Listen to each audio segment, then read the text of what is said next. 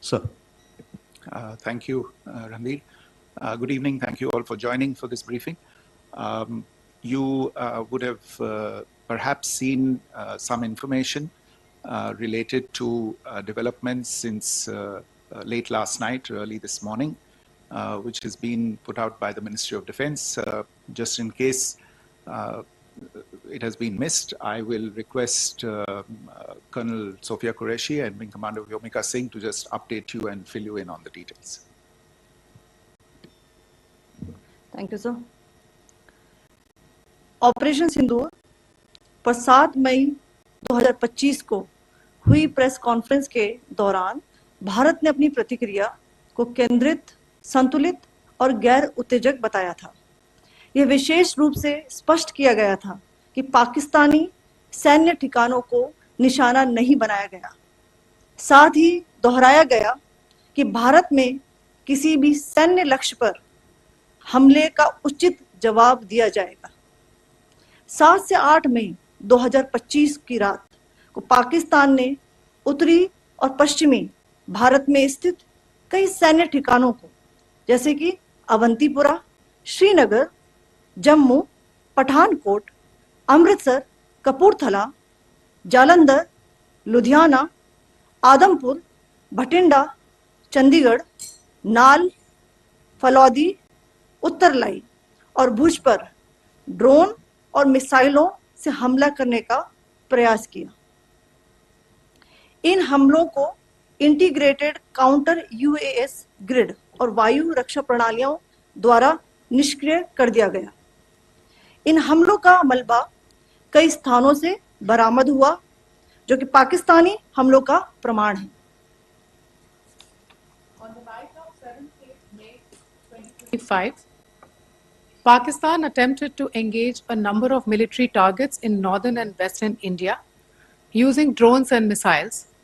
These places included Avantipura, Srinagar, Jammu, Pathankot, Amritsar, Kapurthala, Nal, Jalandhar, Ludhiana, Adampur, Bhatinda, Chandigarh, Falodi, Uttarlai, and Bhuj.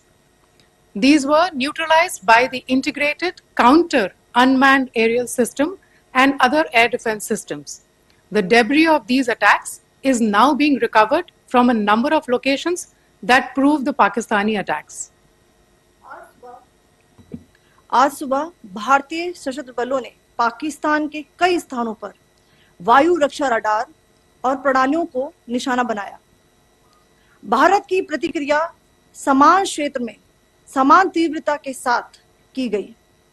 यह विश्वसनीय रूप से ज्ञात हुआ कि लाहौर में स्थित एक वायु रक्षा प्रणाली को निष्क्रिय कर दिया गया। Today morning, Indian Armed Forces targeted air defense radars and systems at a number of locations in Pakistan. Indian response has been in the same domain with the same intensity as Pakistan. It has been reliably learnt that an air defense system at Lahore has been neutralized. Pakistan ने नियंत्रण रेखा पर आकरण गोलीबारी की तीव्रता बढ़ा दी है, जिसमें कुपवाड़ा, बारामूला, उरी, पुंछ, मेंढर और राजौरी क्षेत्रों में मोर्टार और भारी तोपखाने का इस्तेमाल किया जा रहा है। Pakistan has increased the intensity of its unprovoked firing across the line of control using mortar and heavy calibre artilleries in areas in Kupwara, Baramulla, Uri, Poonch, Mendhar and Rajouri sectors in Jammu and Kashmir.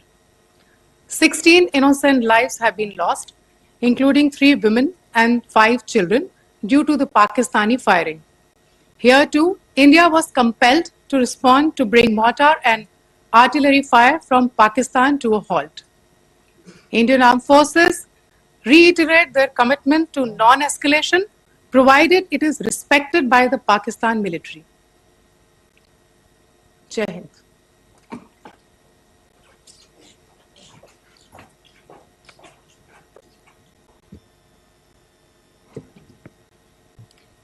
Thank you. Friends, this is, as I said, further to the briefing that was provided yesterday and some of the updates that have been just provided by Colonel Qureshi and Wing Commander Singh. I thought that we would just put some of the aspects related to the events that started on 22nd April with the barbaric terror attack in Pahalgam into further context, because there is a certain amount of commentary that has happened with regard to the events since then. And more than the commentary, there has been a lot of disinformation that has been directed at us from across the border.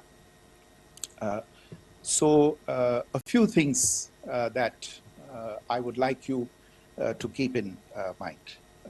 First of all, there is mention on all sides of escalation. I think the first point that you have to keep in mind is the attack of 22nd April in Pahalgam is the original escalation. ये जो सिलसिला है जो हम देख रहे हैं आज की घटनाओं को लेके, ये 22 अप्रैल के पहलगाम के हमले से शुरू हुआ है. एस्केलेशन वहां पे हुआ है और उस एस्केलेशन का जवाब भारतीय सेना ने, भारतीय फौज ने कल अपने एक्शन से दिया है. Secondly, I want to invite your attention to the involvement of the group calling itself the Resistance Front in these attacks. I pointed this out yesterday that this is a group that is a known front for the well-known Pakistan-based terrorist organization, Lashkar-e-Taiba. The group has been reported earlier. I mentioned to you about the Indian authorities providing information to the UN 1267 Sanctions Monitoring Committee. In fact, we are going to be meeting with the team again very soon, and we will be providing an update to the information that we have provided earlier. But what is interesting, दिलचस्प बात यह है कि संयुक्त राष्ट्र की सुरक्षा समिति में जब पहलगाम के हमले को लेके एक प्रेस वक्तव्य जारी करने की बात चल रही थी, तो आप सोचिए किस देश ने टीआरएफ का, द रेजिस्टेंस फ्रंट का उसमें मेंशन किया जाना, उसको अपोज किया, पाकिस्तान ने. This was after the fact that the TRF claimed responsibility for this attack not once but twice within a few hours after the incident on the 22nd of April, and then again on the morning of 23rd April. And it is perhaps only after the full gravity of the incident was realized by its masters and handlers across the border that it was managed to back off from this claim. Obviously, that retraction doesn't convince anybody. तीसरी चीज जो मैं आपसे कहना चाह रहा था, और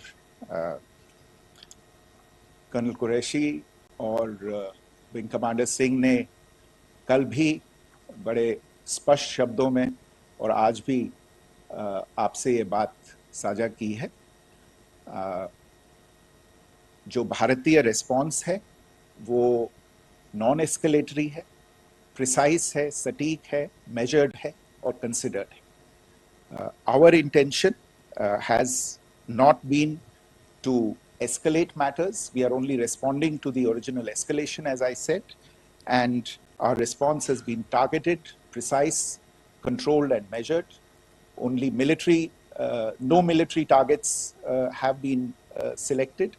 Only terrorist infrastructure in Pakistan has been hit. Now, there are as I said, a number of issues that have been raised in commentaries, and there's a lot of, as I said, unfounded disinformation and fabrication that has come from across the border. And I would just like to use this opportunity to set the record straight on some of these issues. The first of these is Pakistan trying to wash its hands off any and all involvement with terrorism. I think the Pakistani information minister said there are no terrorists in Pakistan. And I think he was challenged on that in the television program that he was appearing on. But even if I partially repeat myself from yesterday, I think Pakistan's reputation as the epicenter of global terrorism is rooted in a number of instances where concrete evidence is available, not just to India, but to governments and authorities and agencies around the world. There are several terrorist attacks around the world where Pakistani fingerprints have been found. I don't need to belabor the point with regard to this audience about where Osama bin Laden was found and who called him a martyr. Pakistan has also for decades pursued cross-border terrorism into India with impunity. And as I said yesterday also, in order to deliberately mislead the international community, they claimed that the terrorist Sajid Mir was dead. They came under pressure, and Sajid Mir was then brought back to life, arrested, and is now apparently in Pakistani custody. Pakistan is also home to a very large number of UN proscribed as well as UN proscribed terrorists, as well as terrorists proscribed by a number of other governments in the world, including, of course, the Lashkar-e-Taiba and the Jaish-e-Mohammed, as well as their leaders, Masood Azhar and Hafiz Mohammed Saeed. आपने देखा होगा हाल ही में पिछले कुछ दिनों में पाकिस्तान के रक्षा मंत्री और उनके पूर्व विदेश मंत्री दोनों ने इस बात को माना है कि पाकिस्तान का ऐसे ग्रुप्स के साथ जो रिश्ता है वो क्या रहा है. Both the defense minister and the former foreign minister of Pakistan, I think they've done a more eloquent job of this than I could ever do in terms of describing their country's implication in international terrorism and their involvement in housing these kinds of groups. दूसरा जो विषय है वो है पाकिस्तान का जो एक दावा है कि एक इंटरनेशनल impartial investigation होना चाहिए, एक joint investigative committee होनी चाहिए. These calls for jointly investigating this heinous and barbaric attack in Pahalgam. Again, I think you know the history well on this. You know the track record well, and it is not a bright track record insofar as Pakistan is concerned. In fact, in the pursuit of justice for the victims of multiple terrorist attacks, whether it be Mumbai in 2008, in Pathankot in 2016, or many others. But in particular for these two attacks, India had offered to cooperate.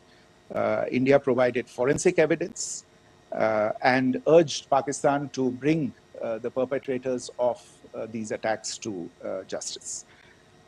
We, in particular with regard to the Mumbai attacks of 2008, where a Pakistani Lashkar-e-Taiba terrorist was captured alive, India provided extensive information and evidence related to the involvement of Pakistani terrorists in this attack.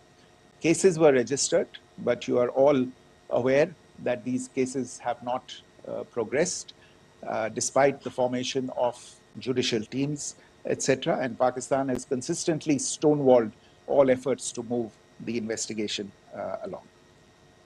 In fact, with regard to the Pathankot attack as well, a joint investigative team was formed. We gave access, unprecedented access, I should say, to Pakistani team to the site of the attack. Details of call records data and DNA, etc., were shared with Pakistan.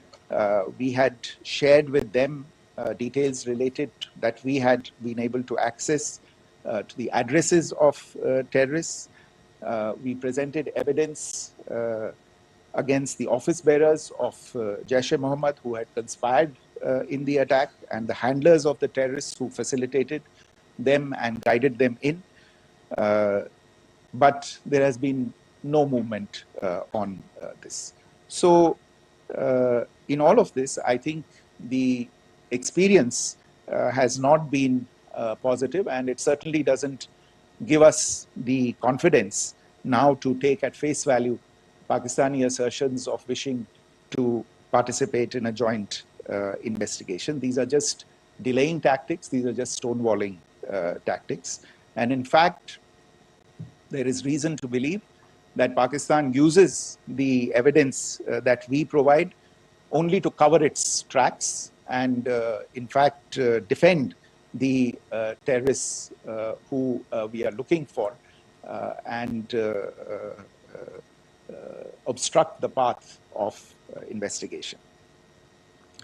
A third point that I wanted to address was the claim that only civilians were killed in the strikes on the 7th of May. We have made the point very clearly that all attacks on the morning of 7th May were against carefully selected terrorist infrastructure, terrorist targets. It is not clear to us, in fact, seeing some of the coverage of the after effects of these strikes, including the funerals for the terrorists that were held yesterday. I think a lot of you have seen the reports and the coverage on media. If only civilians, if any civilians were killed in these attacks, I wonder what message this picture actually sends to all of you. This is a question that is worth asking. It's also odd that the funerals of civilians are carried out with the coffins being draped in Pakistani flags and state honors being accorded. As far as we are concerned, the individuals eliminated at these facilities were terrorists. Giving terrorist state funerals may be a practice in Pakistan. Doesn't seem to make much sense to us. Pakistan has also claimed that India deliberately attacked religious sites. This is completely false again. I have made it clear that the targets were terrorist infrastructure, terrorist facilities, and locations connected clearly with incidents of cross-border terrorism into India. And it is in fact Pakistan that is misusing religious sites as a cover to in fact radicalize, direct and indoctrinate and train terrorists. In fact, contrary to what Pakistan is claiming, yesterday Pakistan launched a targeted attack on the Sikh community in the state of Jammu and Kashmir, hitting Gurdwara in Poonch and the homes of Sikh community members, which came under attack.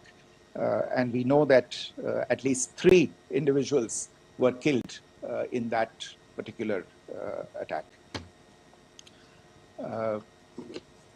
Pakistan is also making attempts to, in fact, just to add to this point, the retaliatory action that Pakistan has taken, in fact, is impacting civilians. I showed you the picture of the Gurdwara and the Sikh community members who were killed in this. There are other civilians also who've been killed and injured in these attacks. In fact, since yesterday morning, a total of 16 civilians have been killed and 59 others have been injured in the attacks by Pakistan. Not only this, Pakistan is also making attempts as part of its disinformation campaign to paint our action with regard to cross-border terrorism through the communal angle. If that is the issue, then I think I can do no better than to cite or point you in the direction of the Pakistan Army Chief's speech of 16 April 2025. I think that is the last word in communal rhetoric. And in the Pahalgam attack itself, you are aware of the kind of religious profiling that was done there. And perhaps there is a linkage between these two events. I can only say that these nefarious designs will not be allowed to succeed in India. And it is to be noted that people from all faiths, all religions, all regions in India have unequivocally, not just in India, but around the world, have condemned these attacks. The Pakistani claims of now responding to India's strikes of the 7th of May. As I said right at the outset, it is India which is responding. The original escalation was by Pakistan on the 22nd of April. We are the ones who are responding to that escalation with the action that was taken yesterday morning. And again, I would like to emphasize that the action was restrained.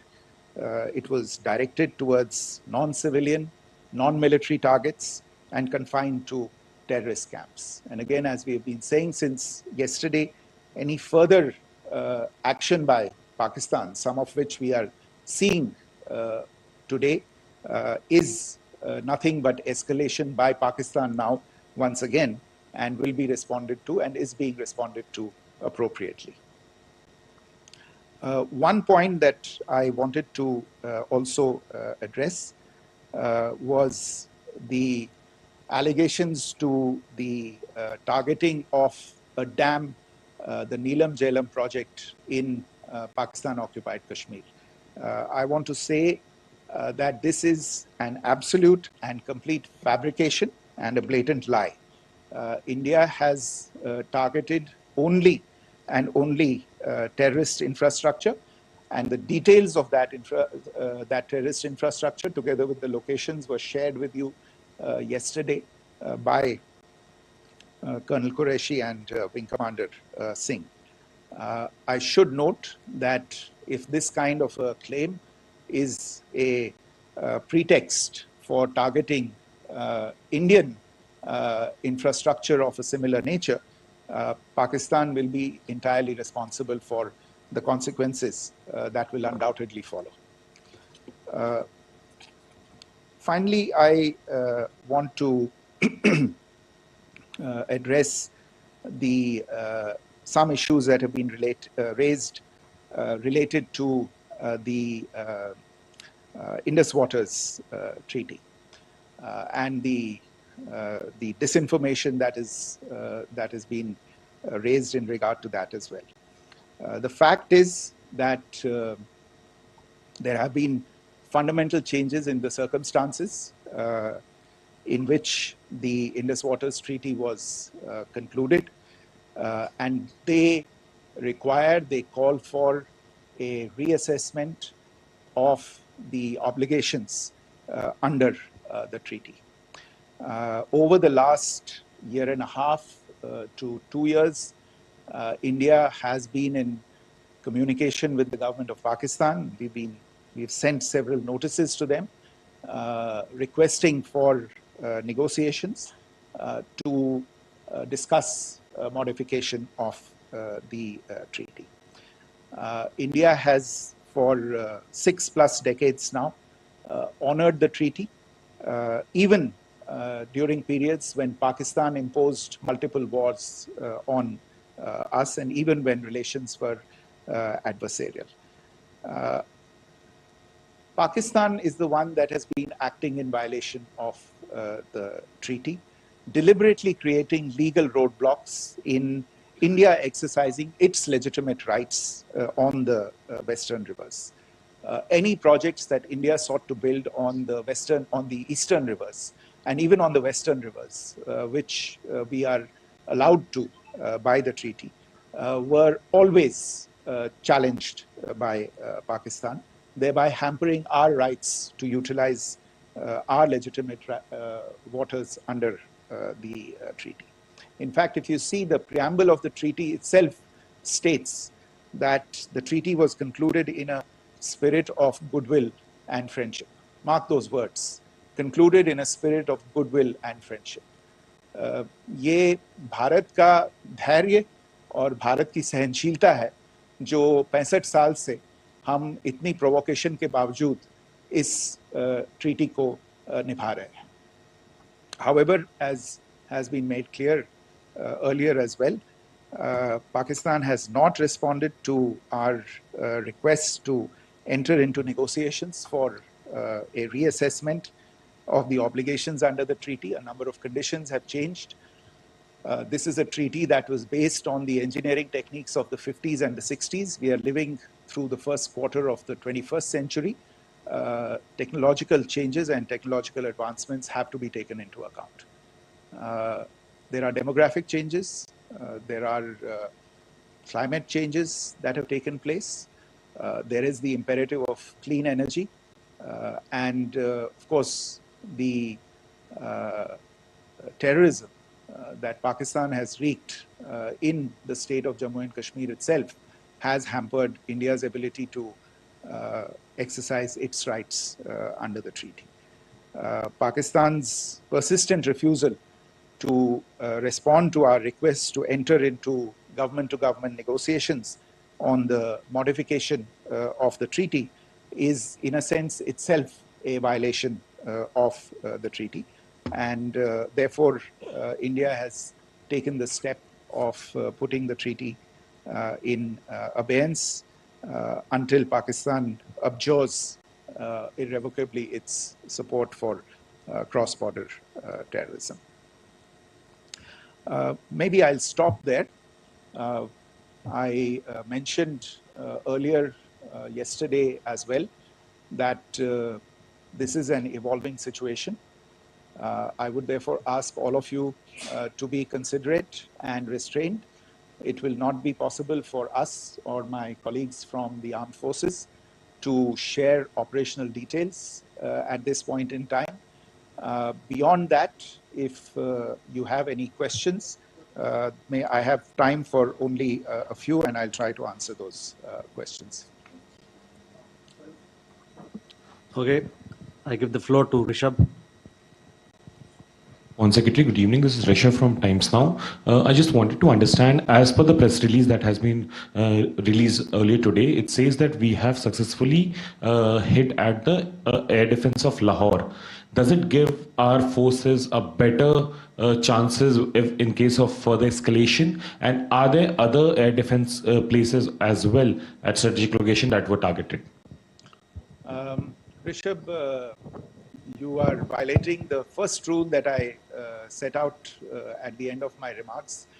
The press release that has been issued by the Ministry of Defense today speaks for itself. It is related to operational matters. It's been released by the Ministry of Defense. As more information becomes available, it will be released at the appropriate time. Once again, please don't go into operational details at this point in time, because this is a constantly evolving situation. Yeah, go ahead. Foreign Secretary Smita Sharma, just wanted to ask, the Pakistani Minister Ishaq Dar in an interview has claimed that the national security advisors of India and Pakistan have spoken to each other, if you could confirm or deny, and is complete severance of diplomatic ties with Pakistan also on the table? I have no information with regard to contacts between the two national security advisors. Insofar as diplomatic relations are concerned, you've seen the steps that were announced in response to the following the meeting of the Cabinet Committee on Security on the 23rd of April. There are no further steps that are under consideration at this moment in time. Here, go ahead. Foreign secretary, मेरा नाम मनीष है, मैं TV9 Bharatvarsh से हूं, और आपने खुद ही बताया कि कितना मिस इन्फॉर्मेशन क्रॉस बॉर्डर से आ रहा है, बल्कि ऐसा लग रहा है जैसे पाकिस्तान के प्राइम मिनिस्टर और डिफेंस मिनिस्टर तक भी प्रोपेगेंडा करने में मिस इन्फॉर्मेशन में आ गए हैं।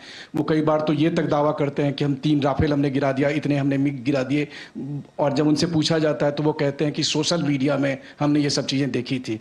तो अगर आधिकारिक तौर पर अगर आप कुछ कह सकें इस पर, ताकि उन्हें भी समझ में आए कि इस तरह के प्रोपेगेंडा नहीं चलने वाला है। देखिए, जब सही समय होगा तो आधिकारिक तौर पे इसके बारे में सूचना दी जाएगी, लेकिन जो आपका प्रश्न है कि प्रधानमंत्री और उप प्रधानमंत्री और विदेश मंत्री, उनके रक्षा मंत्री इस तरह की बातें कर रहे हैं, तो इसमें अचरज की कोई बात नहीं है।